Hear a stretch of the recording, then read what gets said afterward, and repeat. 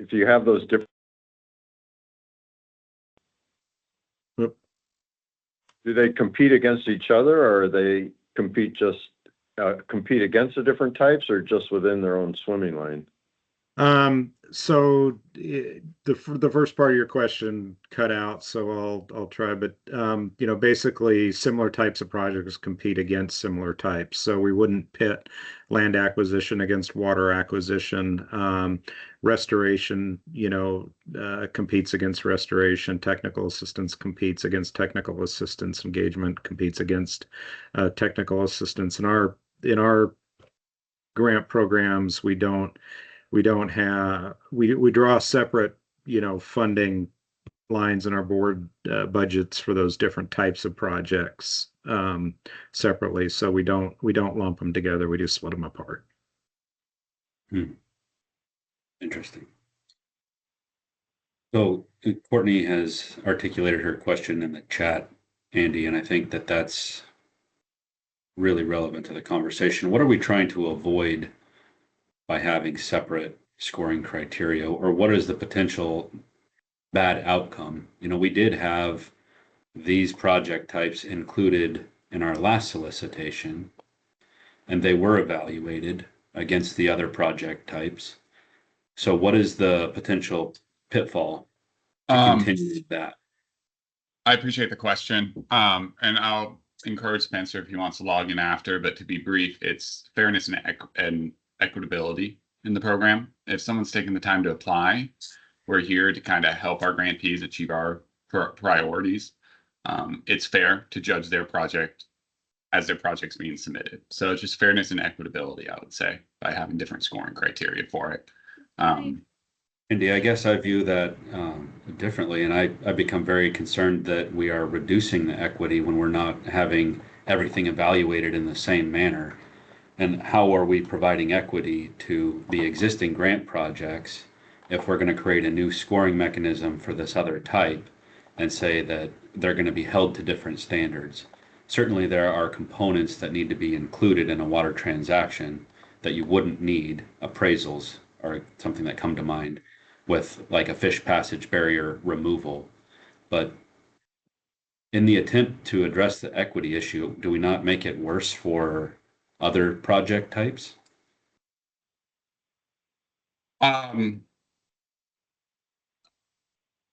Understood on that one. I don't think it does make it worse. But it looks like Sarah might want to add to that. Can I? Courtney. Courtney. I think that way Sarah can add to this as well. But I just want to. I think that's a process. There's a question of equity in the process, but I think what I hear you saying is the staff concern is that these projects won't get funded.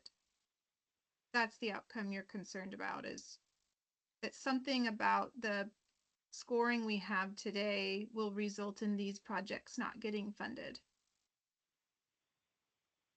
that accurate? We want to make sure that we meet, I would say there's some grain to there. We want to make sure we meet the intent of this program. And that's by funding everything that legislature has implied for this program. So being able to elevate it based off the specific metrics of the project's useful. Looking at cost effectiveness, the legality of securing this stuff, that's just not evaluated in the rest of the program. And that's a lot of work for a grantee not to get evaluated on.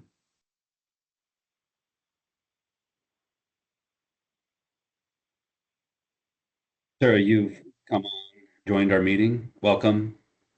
Glad to have you here. Hi. Thanks, Chad, and hello, everyone. For the record, Sarah Reif, the Habitat Division Administrator, and the PFA grant program is in Habitat Division's purview. So appreciate just being able to listen into this conversation and taking maybe a bit of a step back and underlining what Mark Grenbeamer shared about the way OEB has their programs structured. I mean, I think that in some ways, it's very challenging to have, water transaction projects evaluated alongside restoration projects simply because they're apples and oranges. They're very different project types, and so it is just challenging to evaluate them by the same criteria, which was why I think early on in the establishment of this program, the department was recommending the committee consider a sub program specific for water transactions. I think what we're struggling with here is that we're trying to fit apples and oranges into the same review process, and it's bearing out that that's very challenging to do.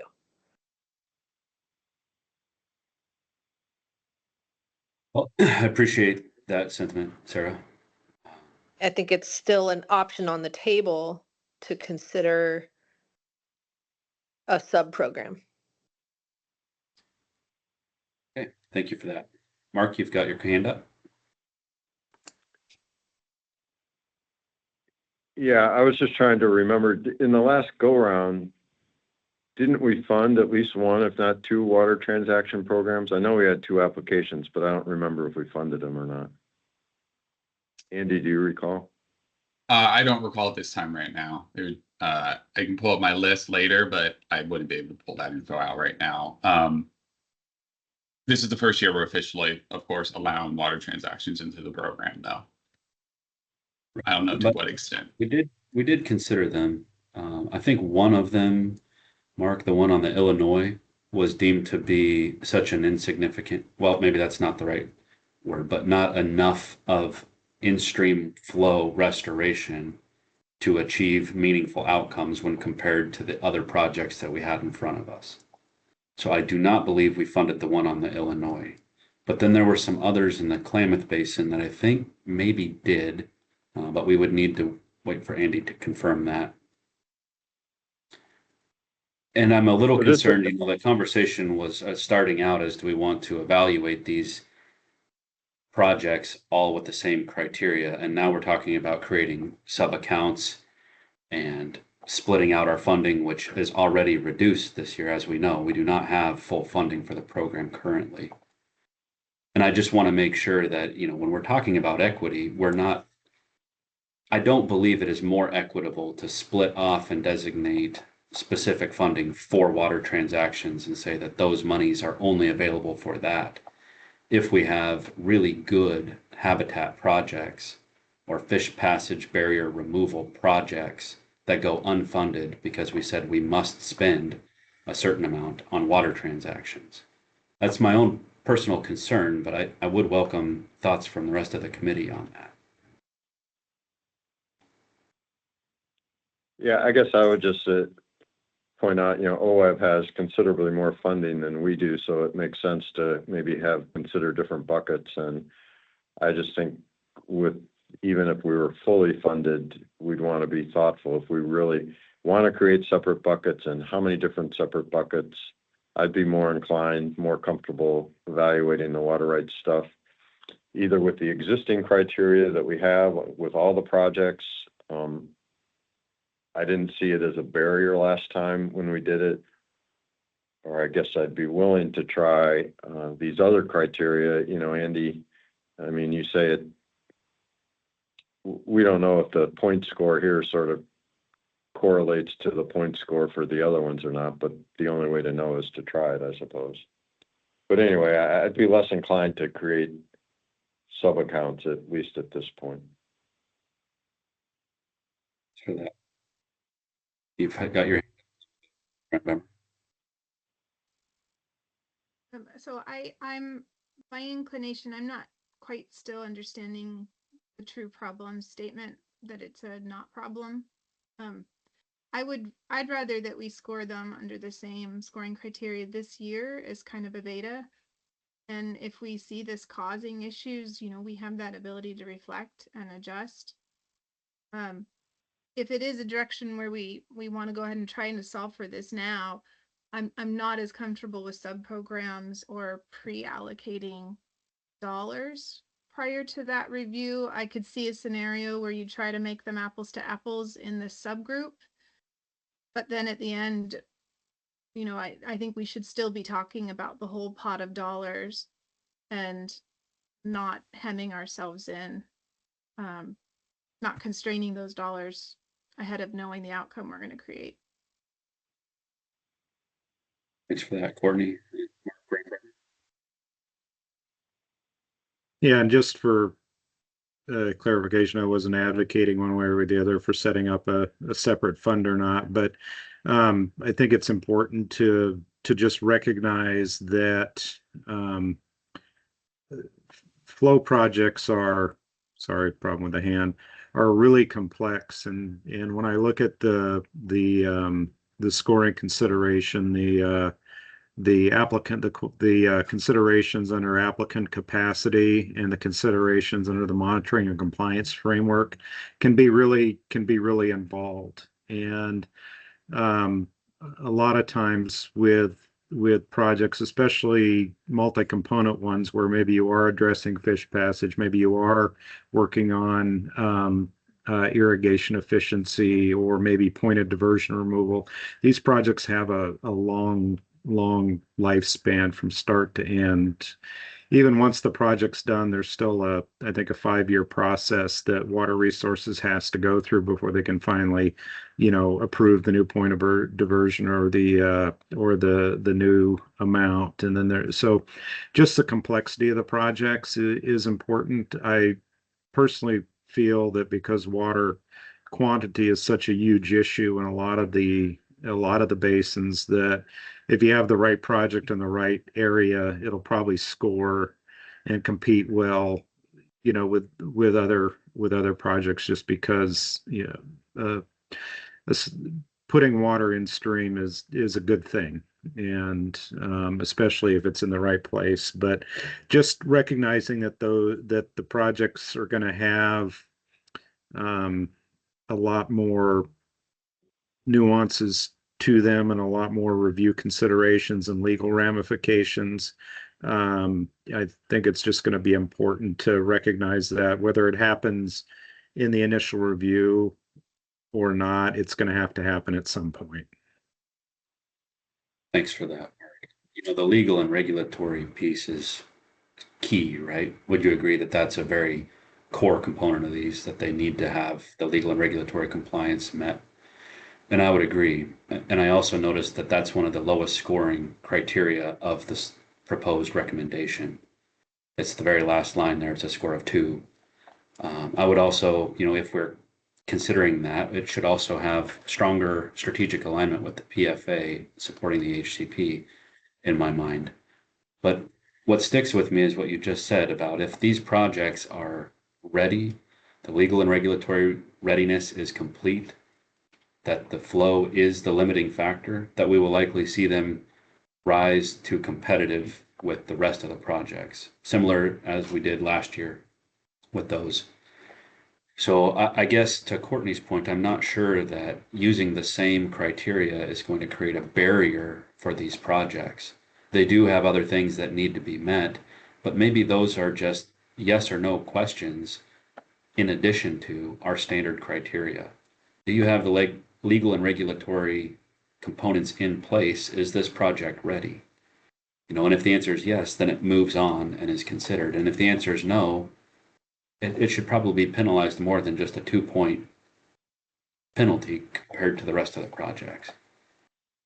Mark, you did have your hand up. Is it related to this, or? It was, but I don't, I think, I actually can't remember what I was going to say, but something you said at the beginning. Yeah, that's fair. Just the importance of the legal and regulatory readiness. Well, one of the things that I think it'll be important is these projects may come with technical assistance proposals. And part of that is going to be getting at some of those legal and other questions that are in there. And so, and some of that work can be expensive, but the payoff obviously is in the resulting restoration project. So, Yeah, I don't get too hung up on score numbers, as Andy knows, but I'll go ahead and pass it back to Andy who had his phone hand up. Andy, we can go to you, but then I do want to take a moment and I'd like to hear from Scott. You know, he's a valuable perspective to share, maybe just absorbing all of the context so far. But Scott, I would like to hear your thoughts once Andy's done here. Thank you, Chad. One thing I just want to add is, we have a long application. This kind of scoring criteria, just like our other criteria, provides clarity to our grantees that take the time, months, years to create these applications. When they apply, when I used to apply as a grantee, I look up scoring criteria. If I don't see my project fit into that criteria, I don't apply for that grant program.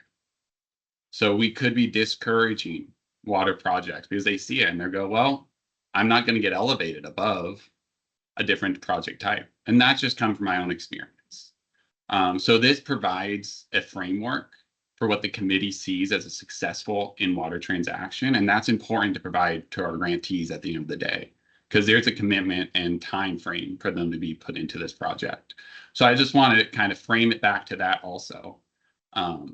While there is clarity that's provided by our other scoring guidance, when someone comes in with a water transaction project with those glasses on, and if we want water transaction projects a part of this program, as it's implied it should be, we should work to elevate that the best we can. And again, I don't see them applying if they don't see that their project's going to make it through the ranks. So I just want to add that to the discussion. Thank you.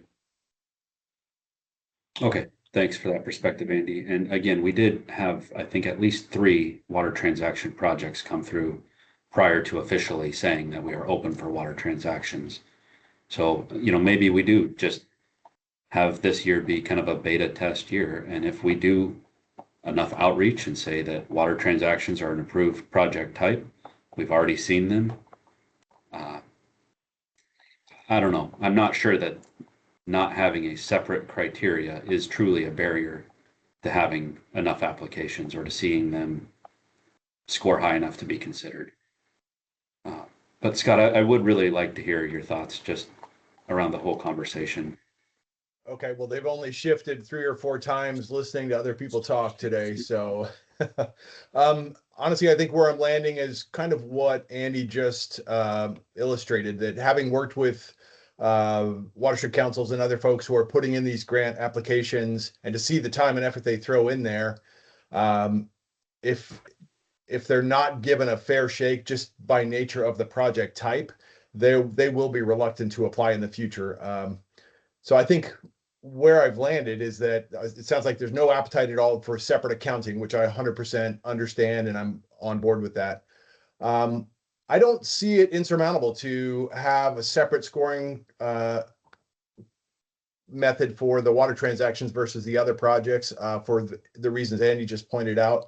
And when the rubber hits the road, I think what Mark nailed it. He said a good project is going to get funded when we come back to the table at our in-person meeting, when we discuss the biological, cost benefit ratios of all these, what's, comparing a culvert project that might improve a quarter mile or open up a quarter mile of a habitat with a water transaction project that might restore 30% flow to a stream, and it's a really valuable stream. We'll have those discussions face to face, and I think we can hash that out, even though they are somewhat in that apples to oranges basket. I think we can do it at that stage. So I guess it's a long answer, but I'm in favor of the 2 different criteria, not having separate accounting for different project types, and making it all work out in the wash when we see each other face to face in the spring.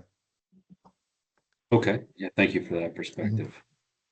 Andy, if you don't mind, I'm going to go to Mark and then come back to you.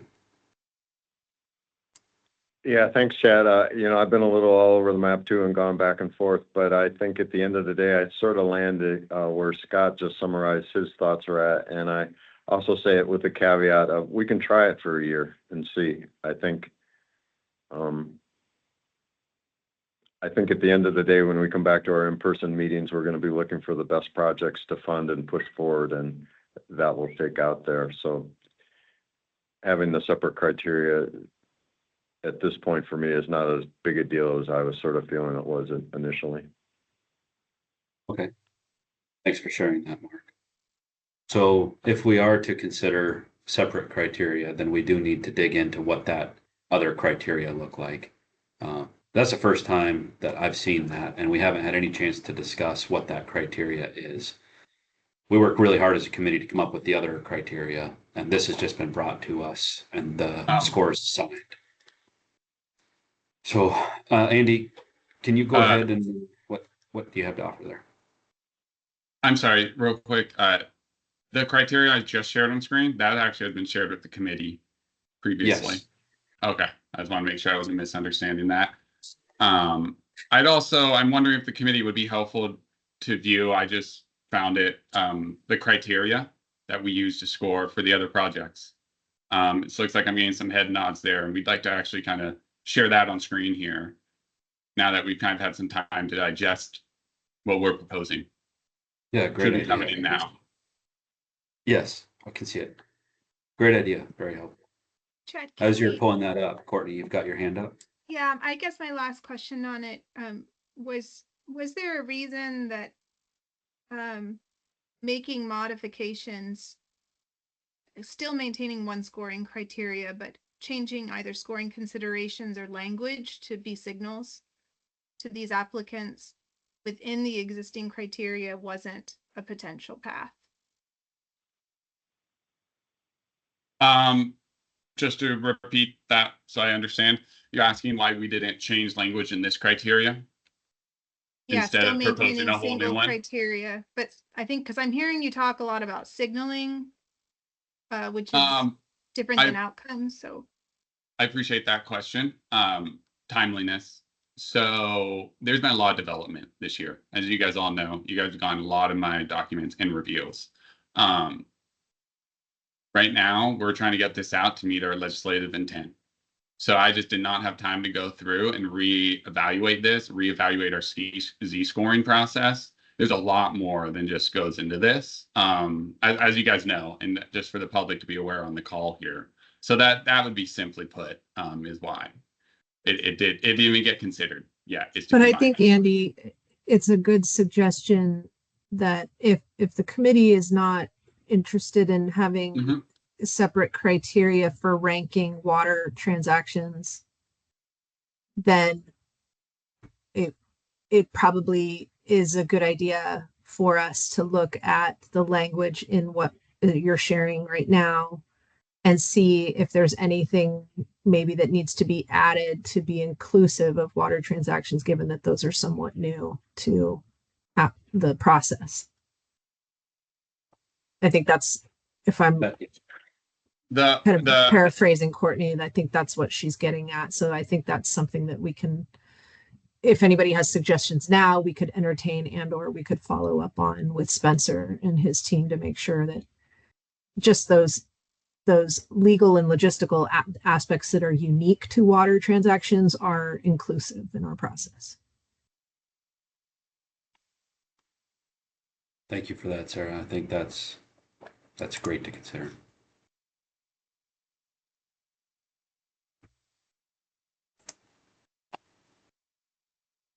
Andy, are you looking to walk through the comparison here?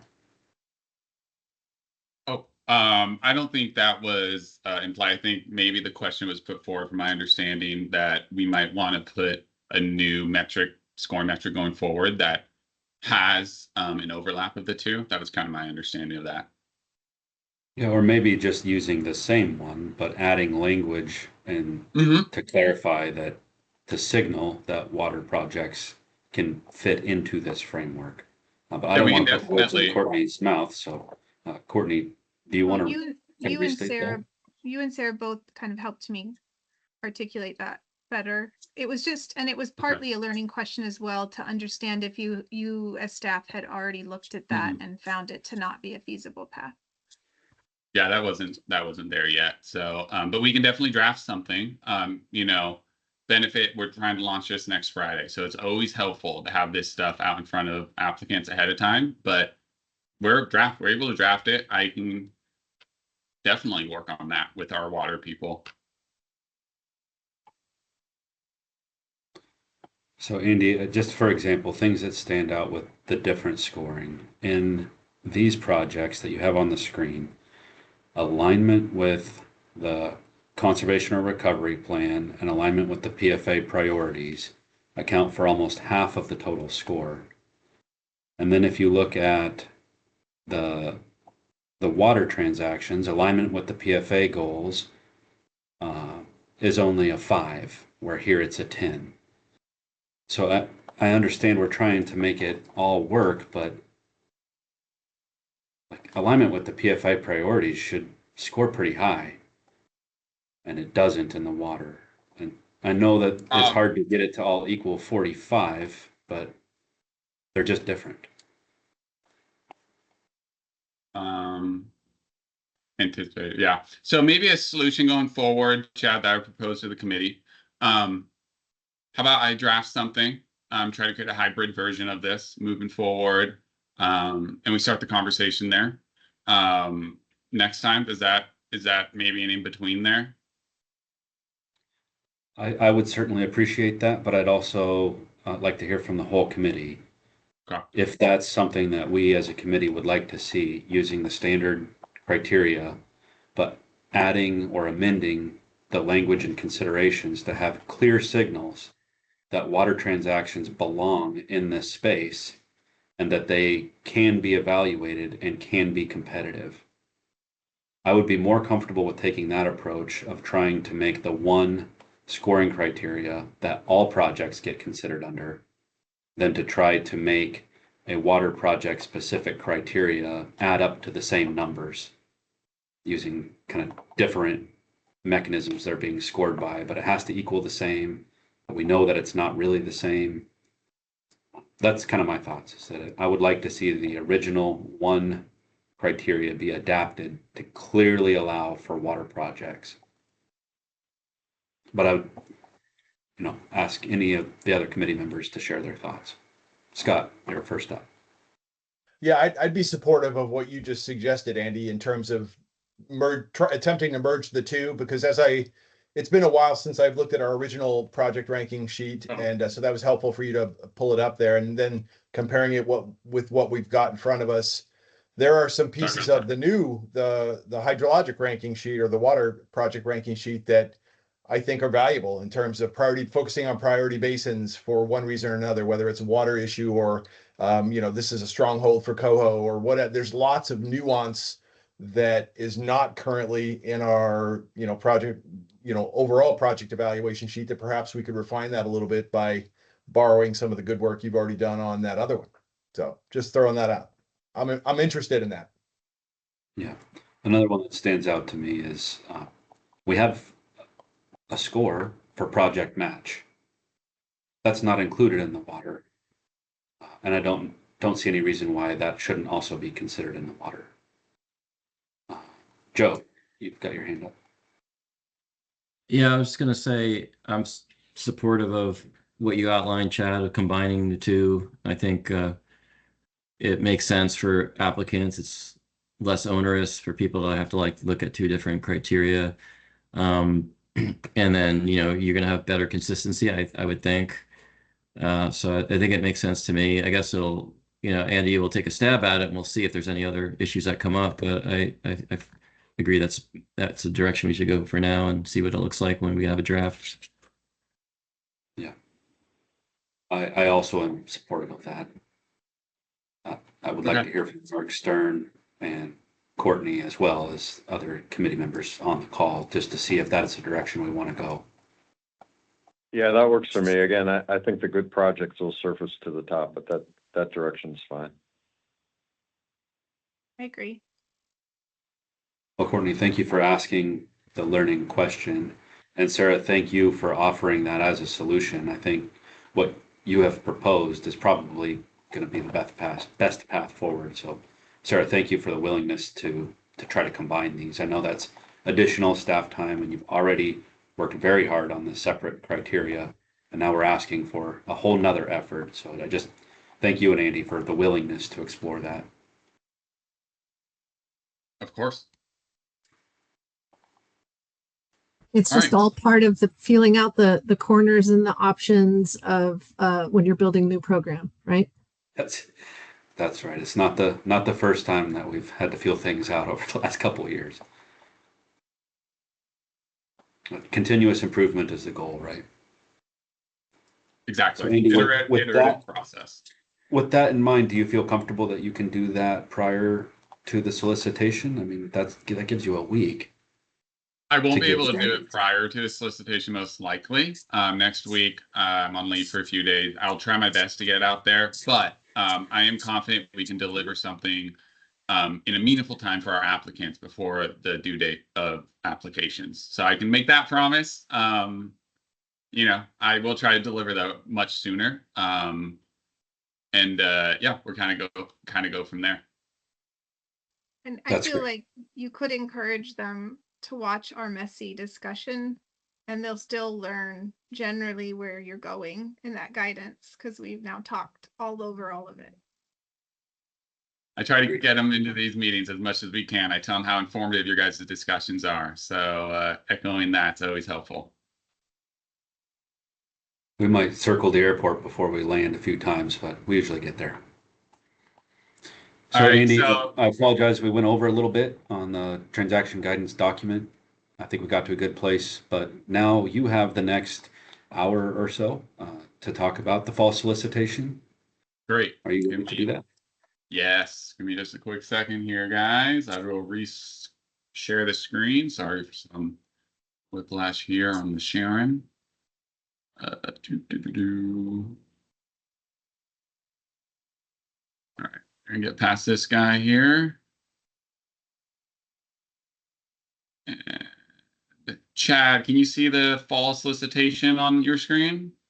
Yes, I can. All right, great. I'll go through this slide and then kind of open for questions, Chad, before I get into the scoring thing and questions. Hopefully that works for the process. Works for me. Perfect. Okay. Others are nodding their heads, so I think it works for everyone. Okay. So I'm going to briefly discuss the upcoming 2025 fall solicitation, the recommended revisions, funding amount, timeline, review and selection process on the next slide.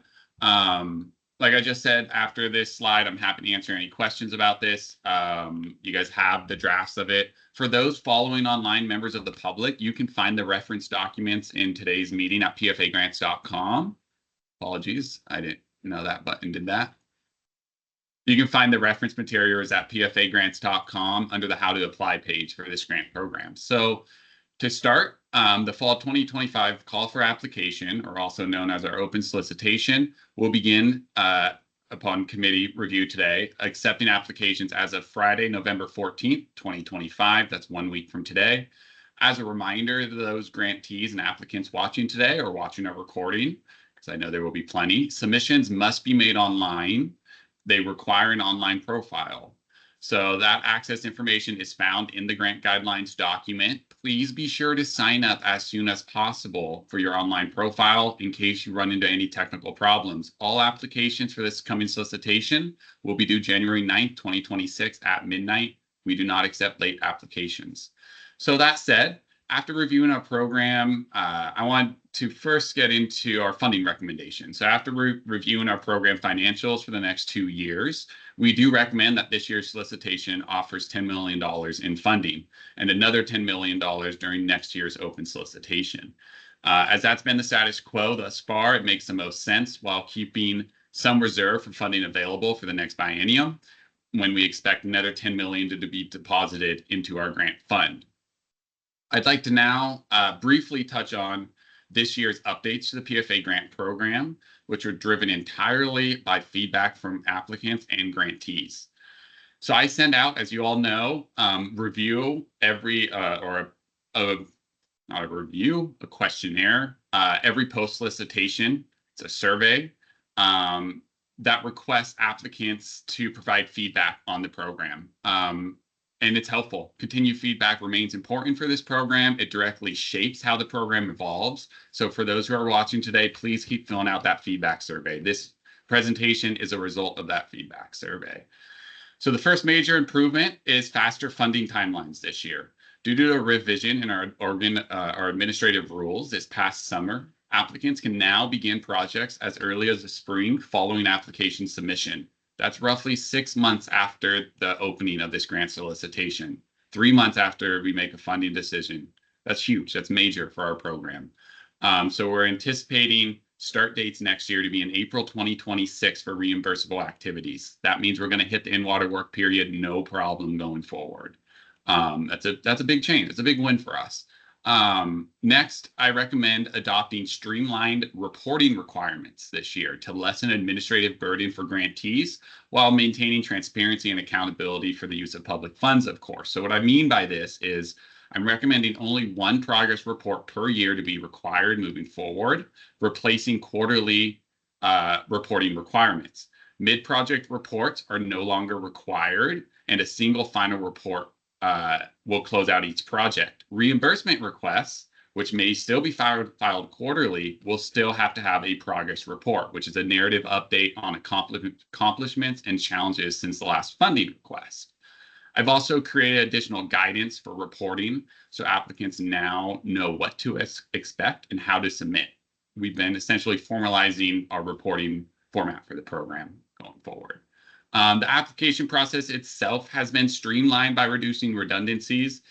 This doesn't mean we're losing the information we want when you guys are reviewing the applications. We are instead combining questions where it makes sense so our applicants don't answer the questions 4 different ways. This is an ongoing process, so it's helpful to us for the committee to think about what questions matter in the future. So as the committee reviews this next solicitation or these applications, don't hesitate to put a note next to a question like this has been answered 3 different ways. We're a new program, as we just said. We're evolving, we're adapting. So I encourage that for the committee. For those new members, next year we have a kind of a digestion meeting in the spring following our selection and how we can improve the process. But we have worked to streamline the application this year. Because I will just mention that, as you all know, a significant new addition in this program, just for the record, is the inclusion of water transaction projects as eligible project types. It creates major new opportunity for applicants working on water conservation and flow restoration. The water guidance document will be found in the 2025 grant guidelines appendices for guidance. I'm also recommending as a new change this year is the removal of community engagement as a project type, as that is, according to my research, I couldn't find this as a project type requirement in legislature or our author's report. So I wasn't quite sure why we included community engagement as a project type. We haven't really had applicants apply for it. My understanding is that the PFA author's report calls out community engagement as an eligible cost. So again, I propose we remove it as a specific project type in this grant program. And it's a very limited view of what community engagement. It's not the standard technical assistance that OWEB does. It's community engagement in the sense of outreach and advocacy for this program. So I recommended we remove that in the track changes. I propose we now require the submission of a landowner acknowledgement form with every project. This way, all parties involved are aware of the entire project. I've drafted a template for the grantees to use when they're applying. It is not legally binding and does not call out the department. We do not sign on it, but it acknowledges the work between a grantee and the landowner, assuming that the grantee is not the landowner. They're not required at the time of the application to submit that landowner acknowledgement to us, but at the time of signature, for an agreement, we will need that landowner acknowledgement moving forward if you guys agree with that. We've had discussions in the past with this committee about landowners pulling out last minute. This helps to solve that problem.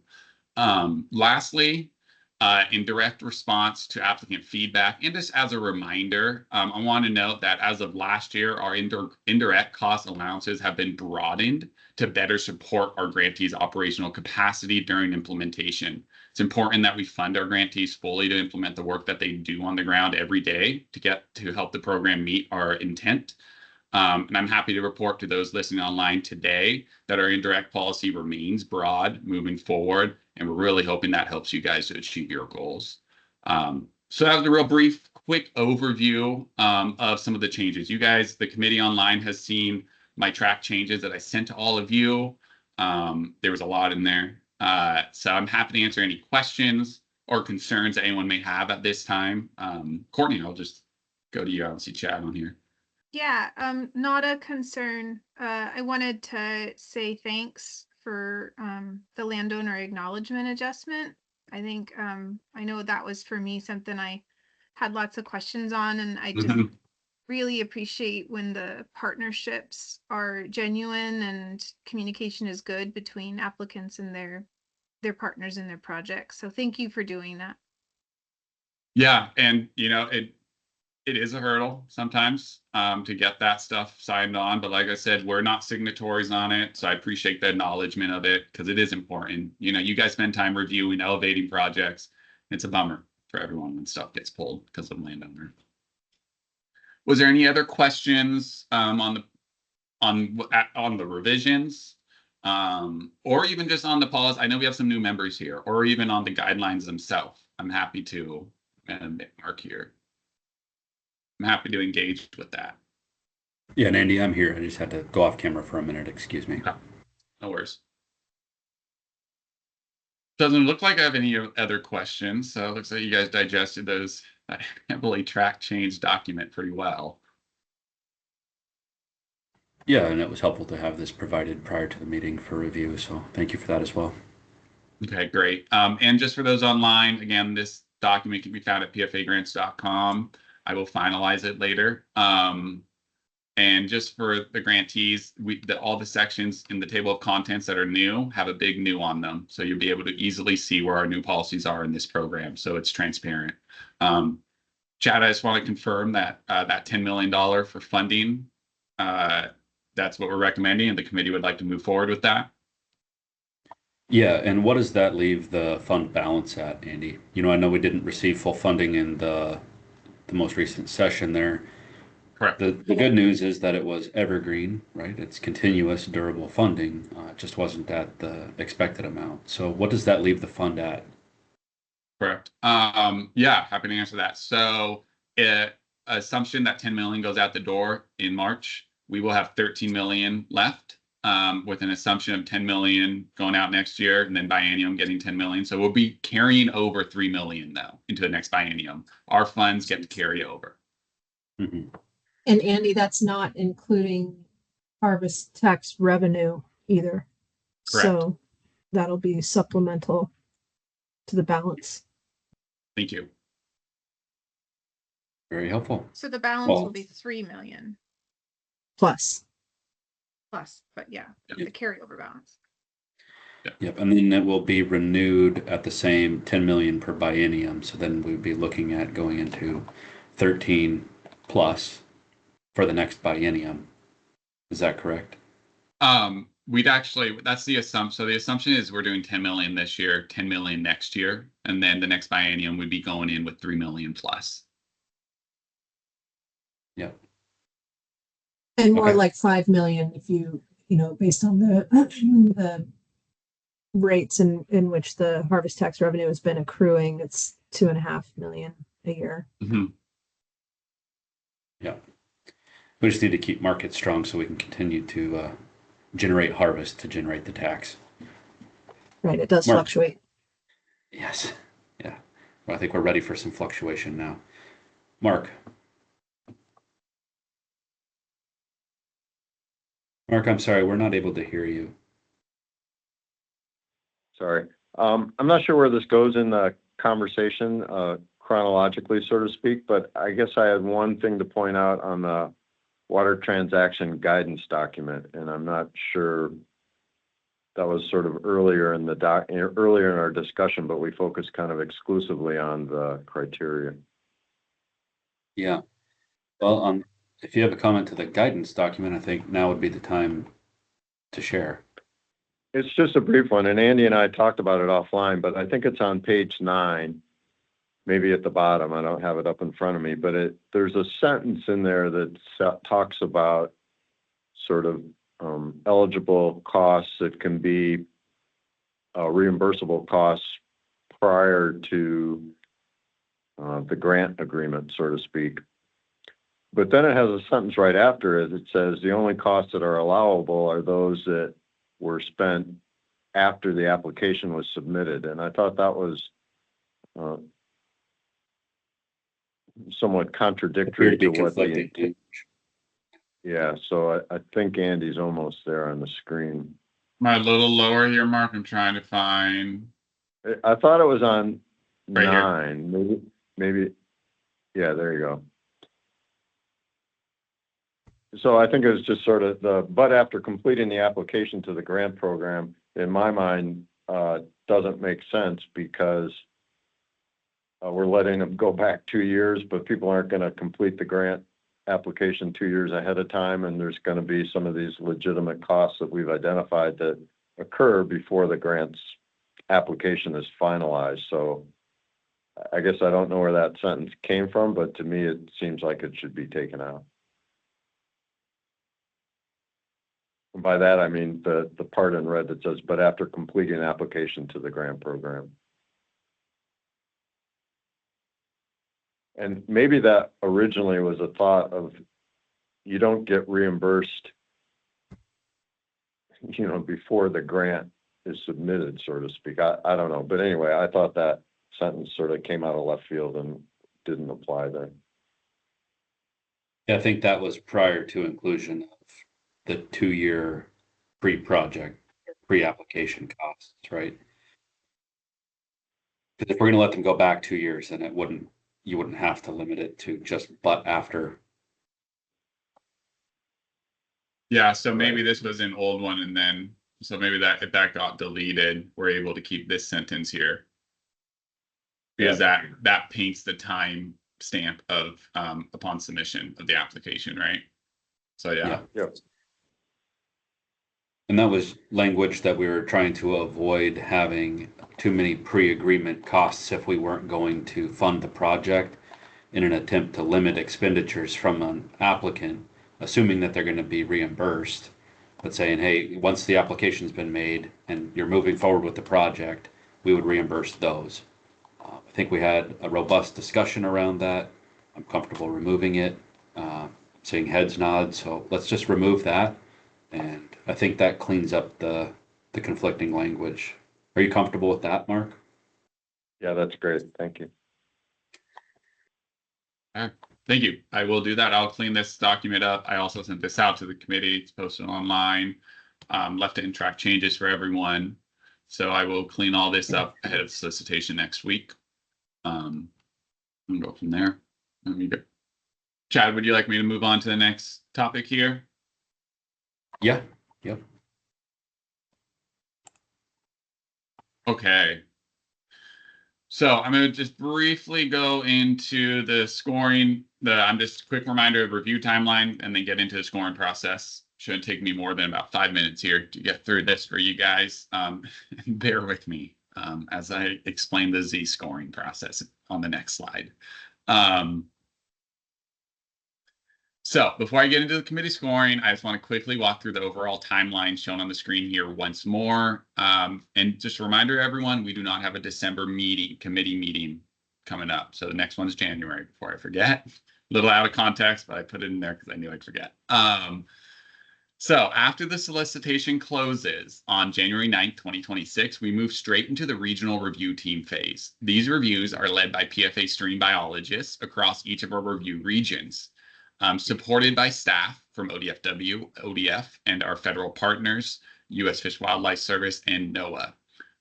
As of today, ODF has been confirmed as participation in our review process as they have previously, and we're still continuing conversation with our federal partners, so we'll update as we get more info.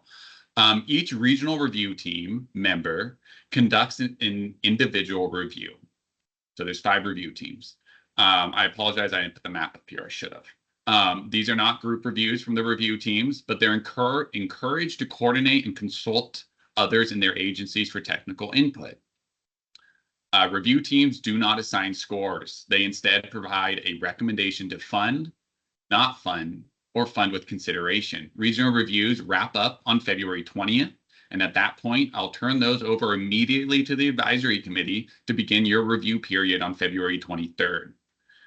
Committee members will not have access to applications prior to this date. It's important that I note historically, we have received 80 proposals per cycle around there. That number may increase this round as the program continues to grow. Committee members can expect to review roughly 20 to 25 proposals each, along with the regional comments attached to each of those proposals. These proposals are detailed, so I encourage that you plan some dedicated time during that review period to get through them. Once all committee scoring is complete, I'll compile and analyze the results to develop a preliminary funding packet ahead of our March 30 and 31st in-person committee meeting that's going to take place in Salem at the ODFW headquarters. I will distribute this list to the committee and post it online at pfagrants.com ahead of our in-person meeting.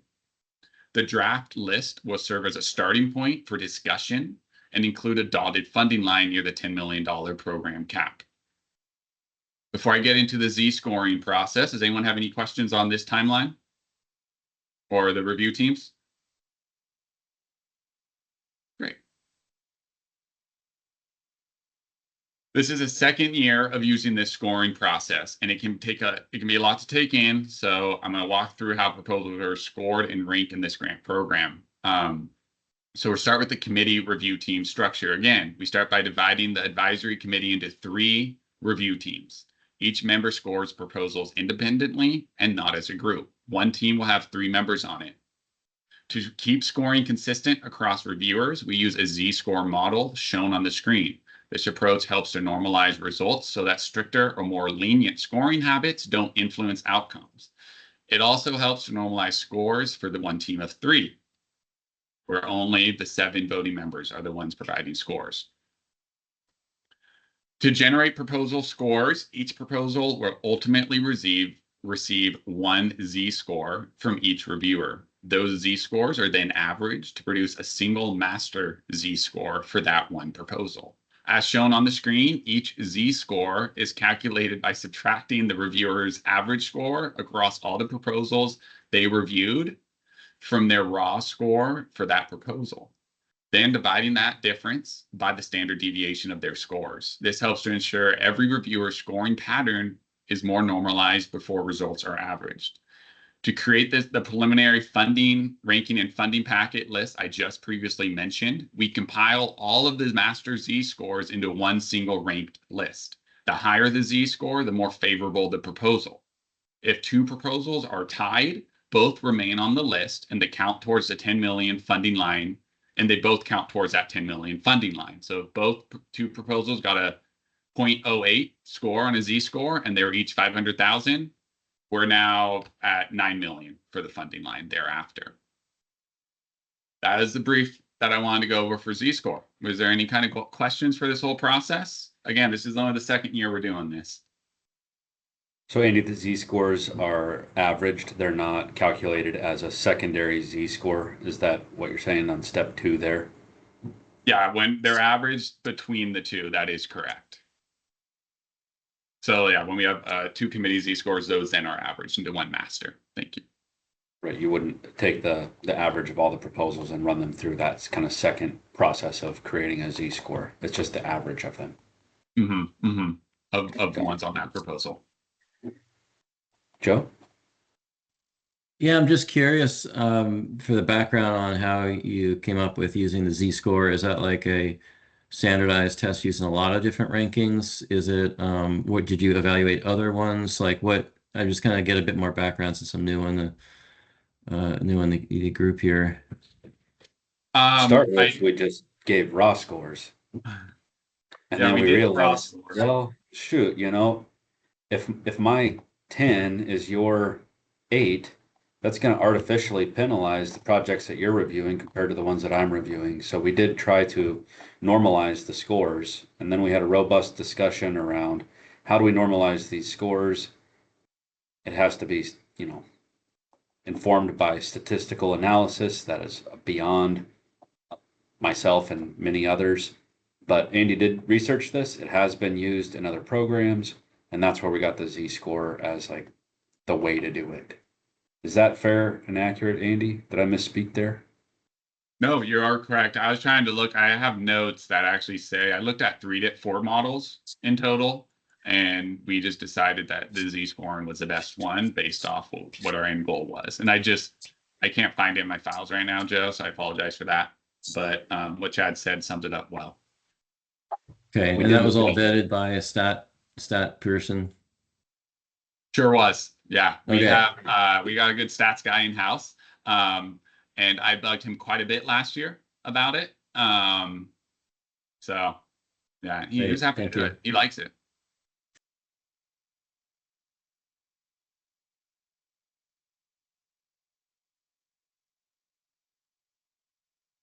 All right. I don't think I have any other questions. Is there any questions? I know we're not meeting in December, but like in general about the review process. It doesn't have to be just about scoring. I'm happy to engage. Tiffany should be reaching out to everyone for our in-person meeting again.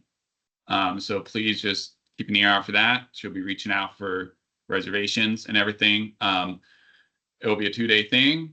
The first night, we will be meeting again in Salem. We will have a committee dinner that night also. And that meeting is to be recorded, publicly posted, and the public can attend it. Great. Thank you, Andy. And then I would just request that you keep the committee up to date on what you come up with the guidelines there, the scoring criteria.